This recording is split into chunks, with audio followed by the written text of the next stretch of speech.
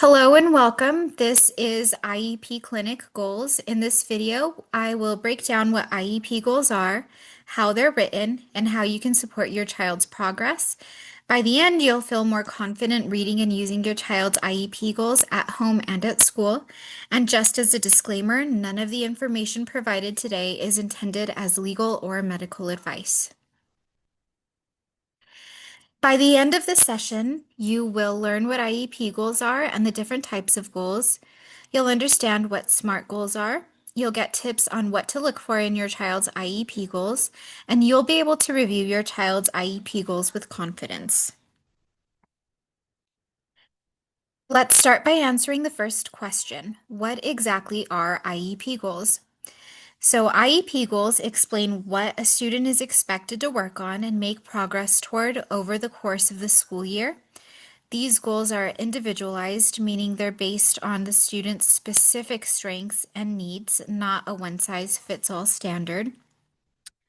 IEP goals also help teachers and service providers plan instruction and measure progress over time.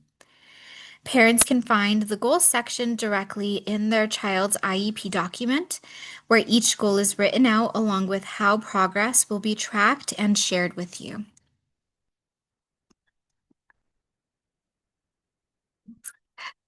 IEP goals generally fall into three main categories: academic, functional, and behavioral. Academic goals focus on skills related to learning in school, such as reading, math, written language, problem solving, and communication. Functional goals address skills that help students succeed in daily routines and school participation, including social emotional skills, life skills, attention, memory, motor skills, and processing speed. Behavioral goals support a student's ability to understand themselves, manage their behavior, build relationships, and make responsible decisions. It's very important to remember that all IEP goals should be driven by your child's present levels of academic achievement and functional performance, which describes how your child is currently performing and what they need to work on next. So once you know what type of goal your child needs, the next step is making sure that the goal is written in a way that everyone understands and can track. And that's where SMART goals come in.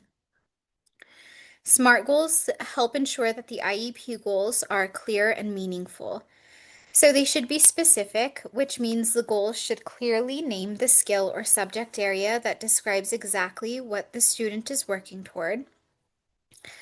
Goals should also be measurable, and this means progress can be tracked using tools such as standardized tests, grade level curriculum, screenings, or other data. Goals should be attainable, and this refers to goals that are challenging but also realistic based on the child's current abilities. They should be results oriented, meaning the goal explains what success looks like and how the child will work toward achieving it. Finally, the goal should be time-bound, and this means that the goal includes a clear time frame, usually within an IEP year, so progress can be reviewed and adjusted as needed.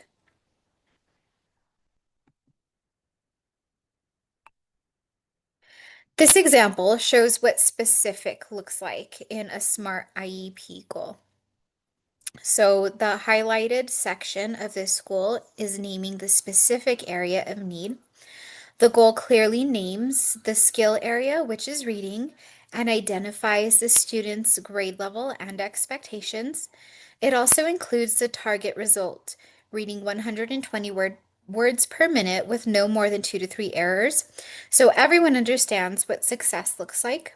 By being this specific, the goal leaves little room for confusion and helps teachers, parents, and the IEP team stay aligned on what the student is working toward and how progress will be measured.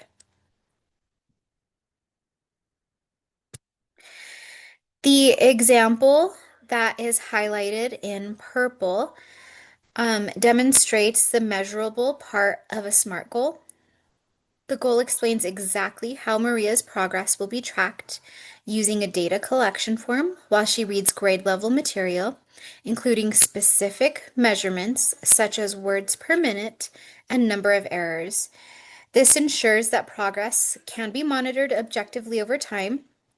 When goals are measurable, parents and educators can clearly see whether the student is making progress and whether instructional strategies are effective.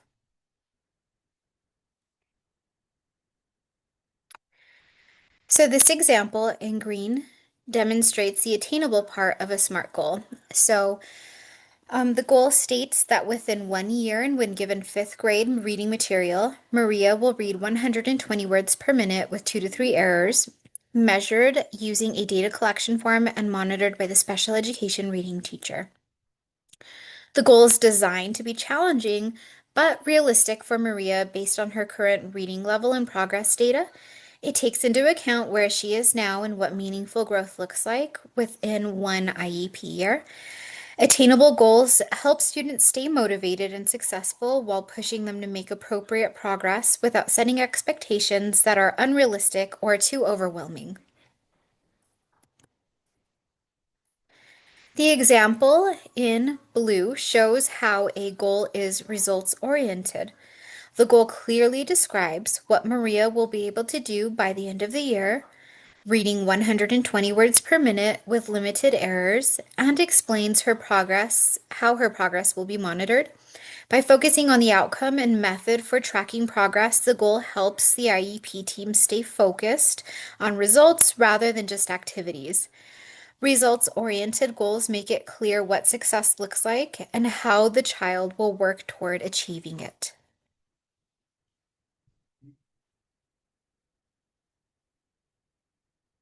The example in red highlights the time-bound component of a SMART goal.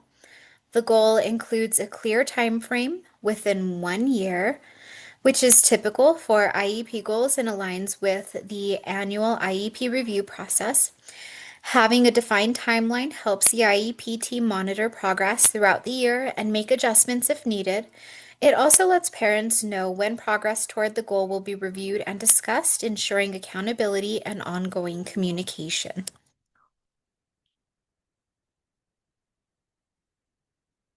Now that we understand how SMART goals are written and tracked, let's talk about tips for parents when reviewing your child's IEP goal.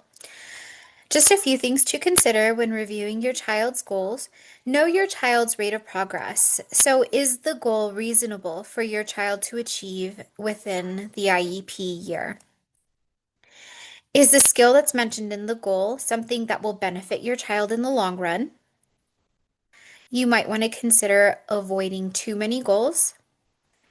You might want to ask if the goal is meaningful to your child. So you want to tie it back to their present levels of academic achievement and functional performance.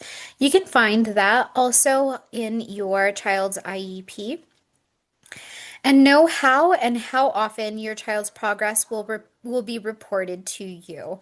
So that's something that's also stated in your child's IEP document, how often your child's progress towards their goal will be reported to you. Let's talk about how parents can support their child's IEP and make the most of these goals. So, review your child's IEP goals regularly so that you understand what they're working toward and how progress is measured. Ask questions if any part of a goal or progress report is unclear. Your input is very important. Always encourage your child at home by reinforcing skills and celebrating small successes. This really helps with motivation and confidence. Keep communication open and respectful with teachers and service providers. So, progress updates and observations from home can also be very helpful to your child's IEP team. And remember that goals can be adjusted if your child is making progress faster or slower than expected.